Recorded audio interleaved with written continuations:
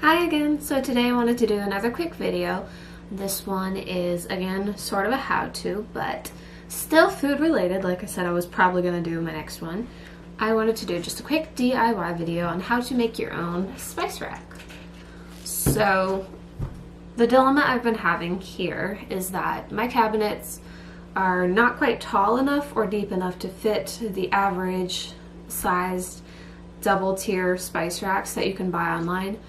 So I've been looking and finally given up on finding one's the right size, so I decided to try making my own, and you can see how it came out. It turned out pretty well, and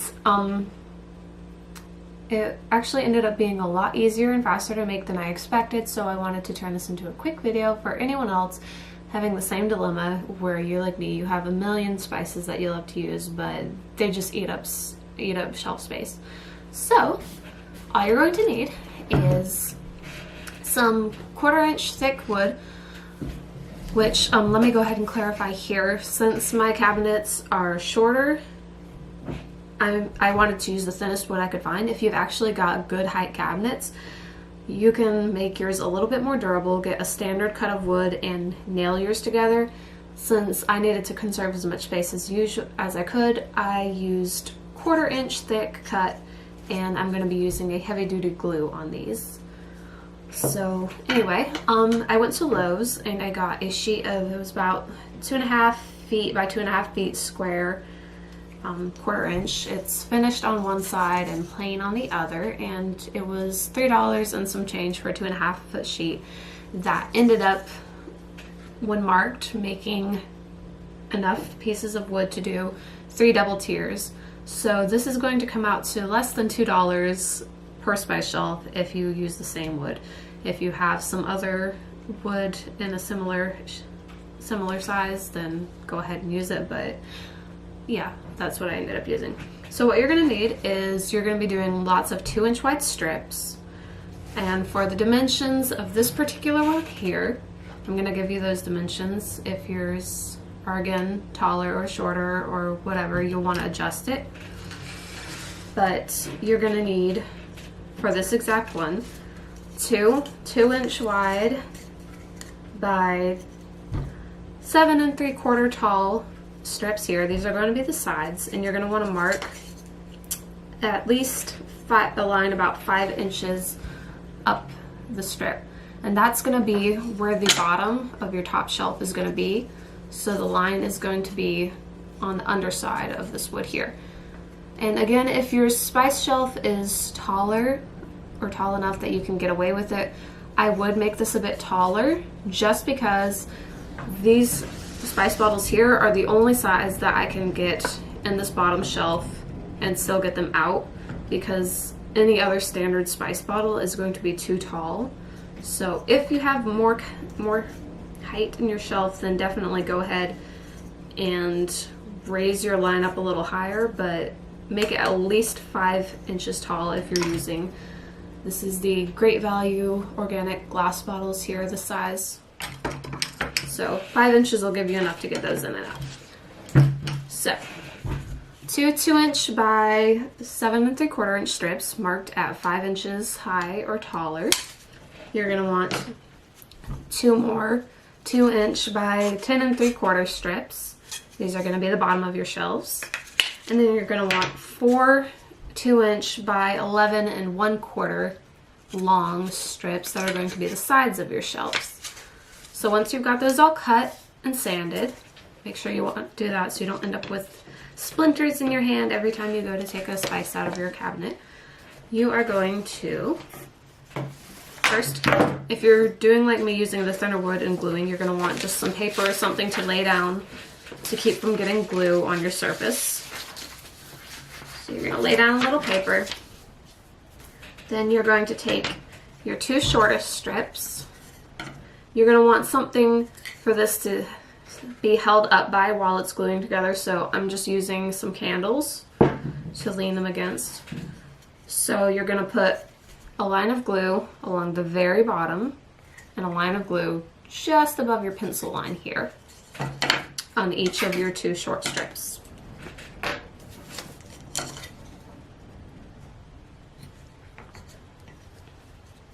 And this specific glue is the Loctite All-Purpose GO2 glue. It's clear drying and water resistant and is supposed to be functional on pretty much any surface. I just had a half bottle of this already and it's turned out to be a pretty heavy duty glue, so it's what I'm using right now. I don't remember how expensive this particular glue was, but I don't think it was more than a few dollars.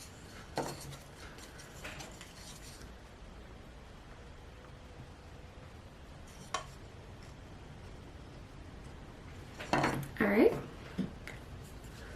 so once you have a line of glue on each of these strips here, you're going to take your two next size up, your 10 3/4 inch wide strips,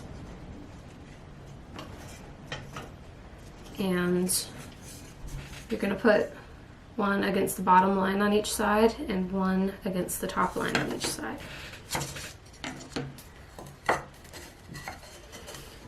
And just go ahead and place a couple candles to prop everything up for whatever you have. If you have clamps, fantastic.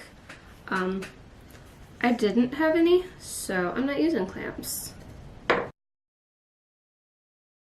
The other good thing about this glue is that it sets in about half an hour, although you'll want to give it a good day or so to cure after that. But if you can keep it upright for a good half hour, then it'll be a lot easier. After that, you can take some masking tape or something like that to wrap around it to apply some pressure while it finishes curing. All right, that looks good. So I'm gonna leave this here for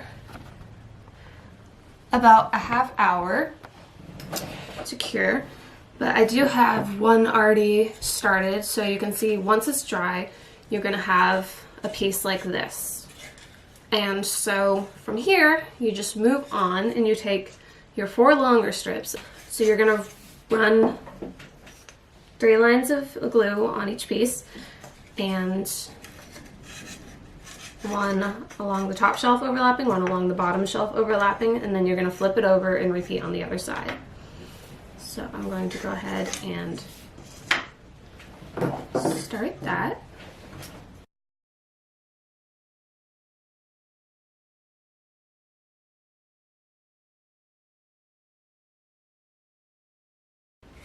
Then we're gonna repeat.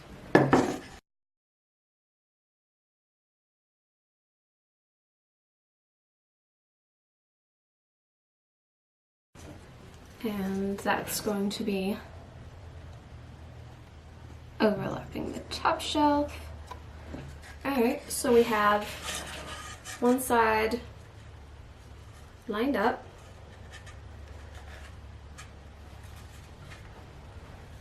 Like so. Now we're going to flip it over and repeat on this side, and I'm going to go ahead and lay it with the side that we just put on underneath. I'm going to put these shelf sides over that, and then I'm going to take a couple more candles to put just along the shelf. I'll show you. So press everything tight.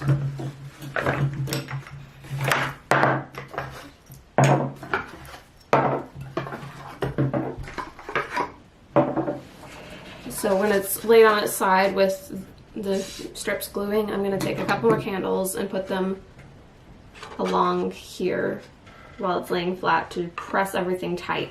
That'll help it grip extra well. Because these pieces here are going to be what mainly holds everything together, since we're just gluing everything rather than nailing it together. Not ideal, but when you're tight on space, you do what you can. Alright, so I have that set up. I'm going to take a few candles and just press that all tight. I'm going to leave it for the rest of the day so that it's definitely going to be dried well enough to actually put things in. But once that's dried there, you're going to have a shelf. It's going to look like this, 2-tier, and $2 for a custom size spice rack is not bad, if I do say so myself. That's part of the reason that I gave up on trying to find some the right size, because not only were they all too tall or too long, but when you're looking at $15–20 a piece and you know you want more than one, you start thinking of all the other things you could spend that $15–20 each on, and when you realize, a little over $3 to buy enough wood to make 3 of these, I think I'm gonna do that. I will be back next time, probably another how-to video, we'll see. And anyway, if you have any questions, tips, hints, tricks, comments, whatever, comment below, let me know, and I will see you all later. Bye!